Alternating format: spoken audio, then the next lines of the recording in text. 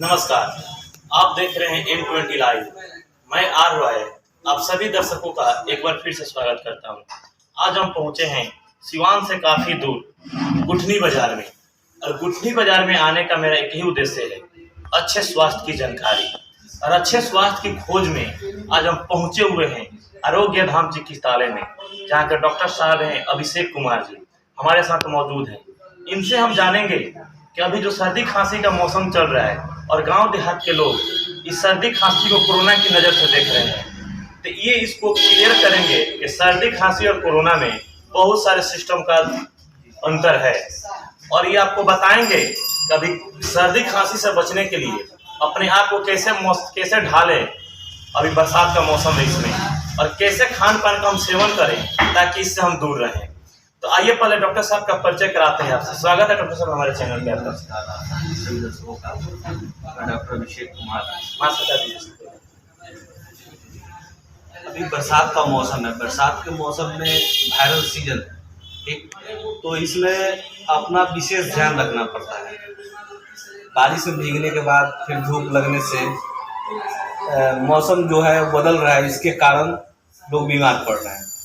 ये आप इसे मतलब कोरोना और ये सर्दी खांसी को लेकर कंफ्यूज नहीं होना है, और खान पान में विशेष सावधानी बरतना है। ठंडी चीज़ों से परहेज करना है, जैसे कि हेल्दी डाइट लेना है आप लोगों को। ज़्यादा जैसे कि कोल्ड ड्रिंक्स, आइसक्रीम, क्योंकि अमरूद वगैरह ये सब जो चीज़ें हैं आज के मौसम में मतलब इससे बचना है, क्योंकि इससे सर्दी खांसी होगा और लोग इससे कंफ्यूज होंगे। तो डॉक्टर साहब यहाँ पे जो आपका क्लिनिक खुला है आरोग्य धाम चिकित्सालय, तो कितना दिन हो गया यहाँ पे क्लिनिक आपको खोले हुए? मेरे मतलब यहाँ प्रॉपर बैठते हुए मुझे तो लगभग 1 साल हो गए। तो 1 साल हो गया। जब आप फर्स्ट टाइम जब क्लिनिक यहाँ पे ओपन किए थे उस समय का सिचुएशन क्या था और अभी का सिचुएशन क्या, अंतर हो रहा है कुछ? हाँ, बहुत अंतर है।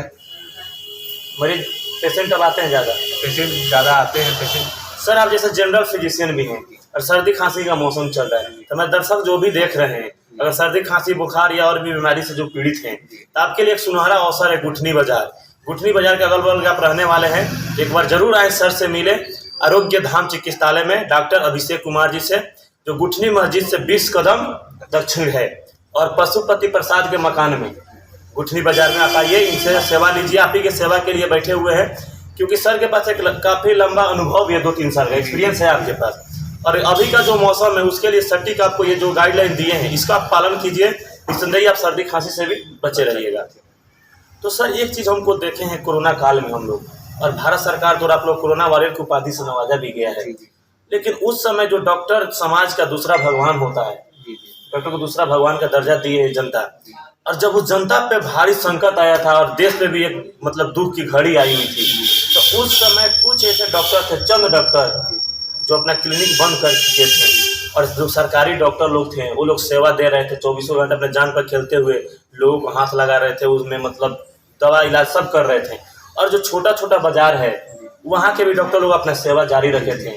और आप लोग जैसे गुठनी बाजार में हो गया, जैसे मैरवा बाजार हो गया, यहाँ के डॉक्टर लोग तो अपना कार्यरत थे, लेकिन बड़े बड़े शहर में हम लोग देखे हैं कि इंसान का पैसा रहते हुए भी व्यक्ति को मौत हो जाता था दवा के बिना। सही बात। इस पे क्या आप बोलना चाहते हैं? इस पे हम यही बोलना चाहेंगे कि सबसे पहले डॉक्टर में एक मानवता होना चाहिए।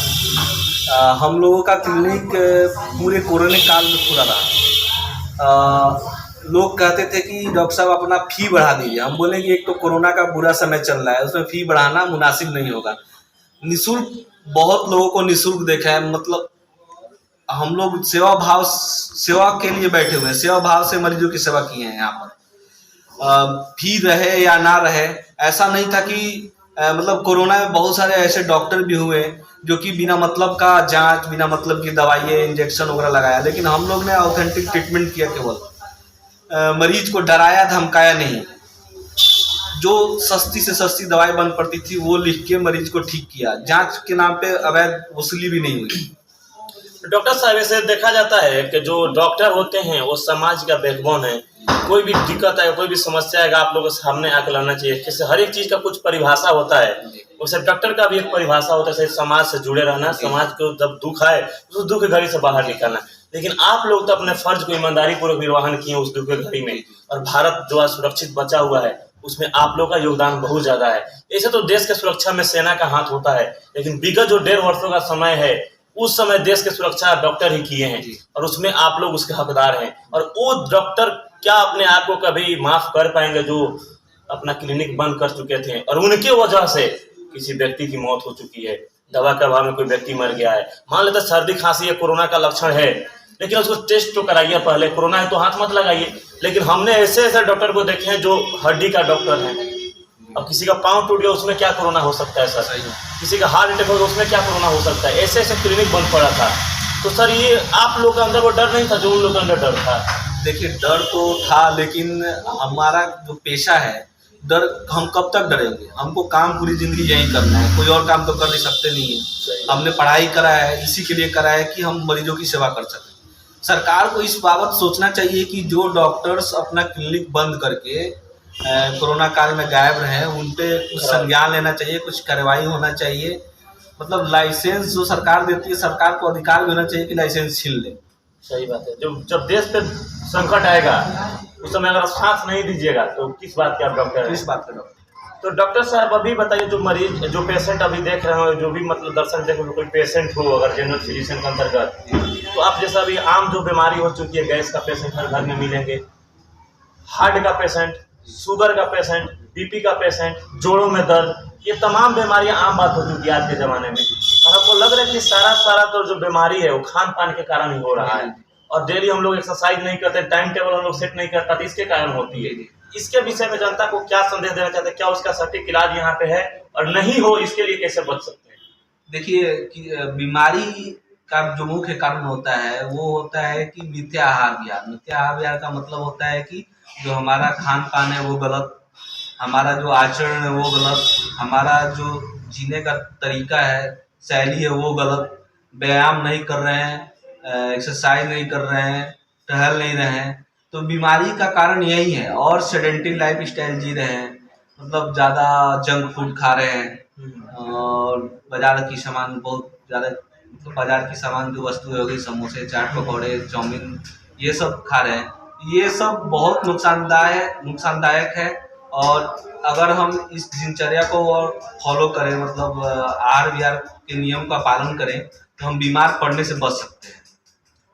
तो क्या डॉक्टर साहब हमारे चैनल के माध्यम से जो भी जनता देख रही है, गुठनी के अगल बगल के रहने वाले आप लोग हैं, उनसे आप क्या अपील कीजिएगा आरोग्य धाम चिकित्सालय क्लिनिक के बारे में? मैं सर्वप्रथम ये आग्रह करूंगा कि मैं ईश्वर से प्रार्थना करूँ कोई बीमार ना पड़े। अगर कोई बीमार पड़ता है तो हमें एक बार सेवा का मौका ज़रूर दें, क्योंकि हम नए हैं यहाँ पे, और जब तक आप आएंगे नहीं तब तक हमारे बारे में पता चलेगा नहीं आपको। और सभी लोग स्वस्थ रहें, मस्त रहें, मतलब हेल्दी खाना खाएं, बीमार पड़ने से बचे रहें। जैसा कि हम आए थे सिवान से गुठनी बाजार में, और गुठनी बाजार में पहुंचने के लिए मेरा एक ही उद्देश्य था, स्वास्थ्य की खोज। स्वास्थ्य की खोज में आज पहुंचे थे आरोग्य धाम चिकित्सालय में, जहां के डॉक्टर साहब हैं अभिषेक कुमार जी। इनसे हमारी बात हुई। इनका साफ कहना है अभी जो सर्दी खांसी का मौसम है, इससे बचने के लिए आपको सादा भोजन का सेवन करना है, सुसुम पानी पिए, एक्सरसाइज करें, अपने वातावरण को साफ में रखें आप गर्म पानी से, और इससे आप बच सकते हैं। और बॉडी इम्यूनिटी को बढ़ाने के लिए नींबू का भी सेवन करें, आंवला का, विटामिन सी का आप सेवन कर सकते हैं, विटामिन डी। और जो डेली लाइफ की जो बीमारी बन चुकी है, इससे बचने के लिए भी आप खान पान पर ध्यान दें और एक्सरसाइज आप करते रहें। निस्संदेह ये बीमारी आपको नहीं होगी। और जब इनसे बात किया गया कि जनता से क्या अपील करना है, तो इनका साफ कहना है कि अभी गुठनी बाजार में हम आए हुए 1 साल हुआ है, और अभी जनता के सपोर्ट की इनको ज़रूरत है। आप लोग के सपोर्ट से ही कोई भी इंसान बड़ा बनता है, कोई भी इंसान बड़ा बनता है तो जनता का ही सपोर्ट होता है। जैसे आप कितनों को संवारे हैं, वैसे डॉक्टर अभिषेक कुमार के पास भी आप एक बार आइए, सेवा करने का मौका दे दिए। निस्संदेह ही आपको सब जगह से अच्छा सुविधा यहाँ पे मिलेगा, वो भी कम लागत में। क्योंकि आज देखा जा रहा है बड़े बड़े शहर में दवा के नाम पे पैसा लूटा जा रहा है, डॉक्टरी के नाम पे पैसा लूटा जा रहा है, लेकिन इनका ये कतई सोच नहीं है।